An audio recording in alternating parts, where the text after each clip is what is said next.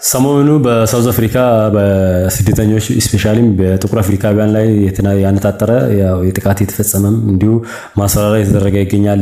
ይሄንን ምን ይመስላል የሚለውንና የተለያዩ መረጃዎችን በዚህ ቪዲዮ ላይ ሰብሰብ አድርጌ ይዣለሁ። እስከ መጨረሻ ተከታተሉ።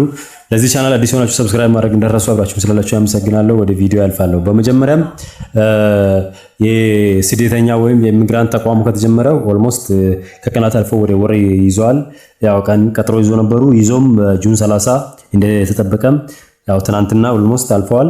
ያም ሆነ ይህ ያው ትኩረታቸው ከዚያ በፊትም አይ ቲንክ ኮቪድ-19 የነበረው ጊዜ እንዲህ አይነት ነገር ተቃጥቶ ነበረ። ያ ማለት ስፔሻሊ ደቡብ አፍሪካ መረጃ እንደሚያሳየው ወደ 3 ሚሊዮን እና ከዛ በላይ የሆኑ ስደተኞች በሀገሪቷ እንደሚኖር ነው የሚያሳየው። ያም ውስጥ ላይ ስንሄድ ኦልሞስት 97% ኦር 98% በምንለው ደረጃ ኢትዮጵያዊ ናቸው። ኢትዮጵያዊም ላይ ብሎ ወደ ደቡብ ሀገር ወደ ስፔሻሊ ከሀዲያ ከከምባታ ከዛ አካባቢ ብዙ ወጣቶች ወደዛ በአፍላ ዕድሜያቸው ስደት እንደሚሄዱ ወይም ኢሚግሬት እንደሚያደርጉ ያው የማይካድ ሀቅ ነው።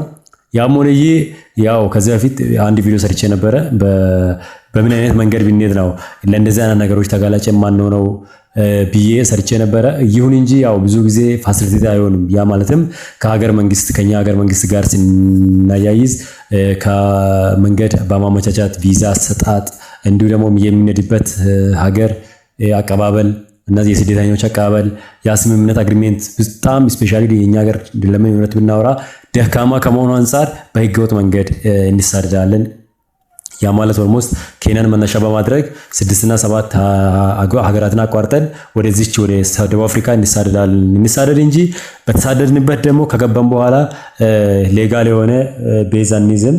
ያንን ባለማዛችን ምን ችግር እያመጣ ነው? ለእንደዚህ አይነት ጊዜዎች ለእነዚህ አይነት ለዘረፋና ለተለያዩ ጥቃት ተጋላጭ እንሆናለን። ተጋላጭ የምንሆንበትን ምክንያት አንደኛው ሰዎቹ እውነትንም እነዚህ ሌጋል የመጡ ሰዎች ናቸው ይውጡ የሚሉት ለእንትን አይደለም፣ እንዲወጣ ፈልጎ አይደለም። በዛ ሰበብ እነዚህ ዜጎች የኛ ዜጎች የትም መሄድ እንደማይችሉ ስለሚያውቁ ዝርፊያ ለመፈጸም ነው። ስፔሻሊ አሁን ጁን 30 ትናንትና ናይት ብዙ እነዚህ እና ፕሪቶሪያ እና ጆሃንስበርግ እንዲሁ ትላልቅ ከተሞች ላይ የተለያዩ ዝርፊያ እንደፈጸሙ ሱቆችን፣ የተለያዩ ሾፖችን እንዲሁ የተለያዩ የግል ድርጅቶችን የዝርፊያ እንደፈጸሙ ነው መረጃዎች እያሳየ ያለው።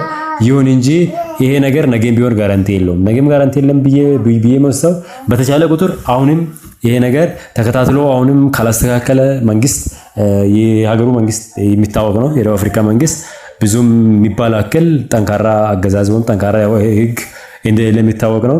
ግን ለዚህ መጀመሪያ አይነት ተጋላጭ ነው ብዬ እየወሰድኩ ያለው ህጋዊነታችን ከነዚህ አይነት ነገሮች ሳምቲንግ ሊከላከል ይችላል። እኚህ ሰዎች ግን ይህንን ላይቶ ጥቃት የሚፈጽሙ ወይም ህገወጥ ነው የሚለው ነገር ልየታ አድርጎ ጥቃት የሚፈጽሙ ሰዎች አይደሉም።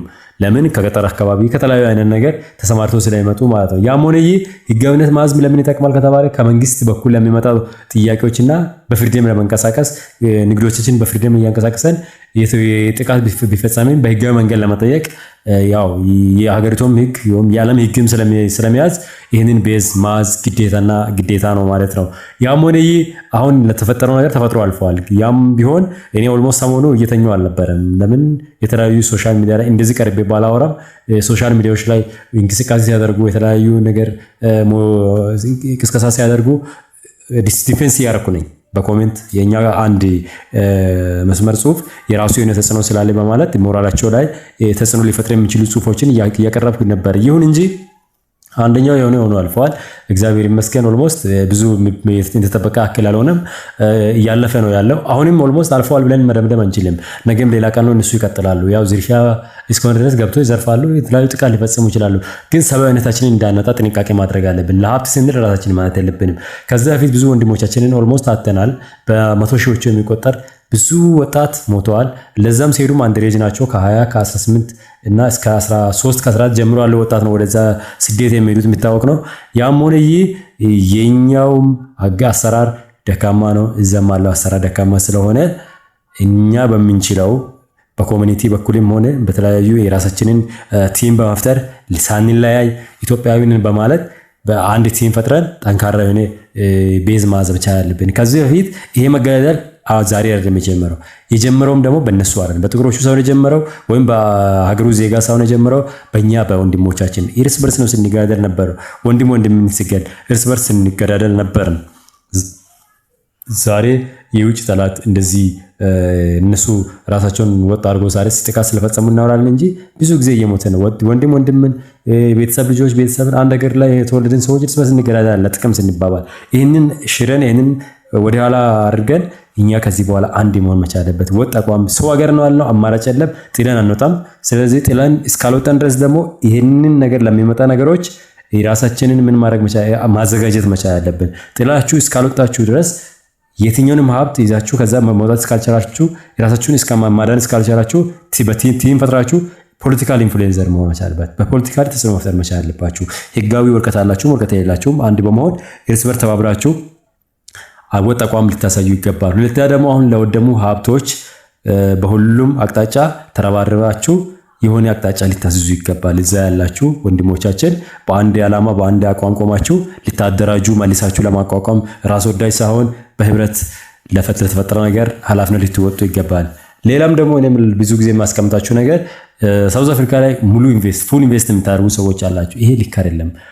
ሳውዝ አፍሪካ ፍሪደም ባላቸው እና አሜሪካ እና ካናዳ እና ዩሮፕ የተለያዩ ጥሩ ሀገራት የምንላቸው ዓለም ሀገራት ውስጥ ላርሱ ሰው 100% ኢንቨስት አደረገ። ተወደደም ተጠለም ከዚህ ኢኮኖሚ ሰርቫይቭ ማድረግ ስላልተቻለ ወጣችሁ የብዙዎቻችንን እንባ አብሳችኋል። የእናቶች የአባቶቻችንን ኑሮን በደንብ መቶ አሻሽላችኋል።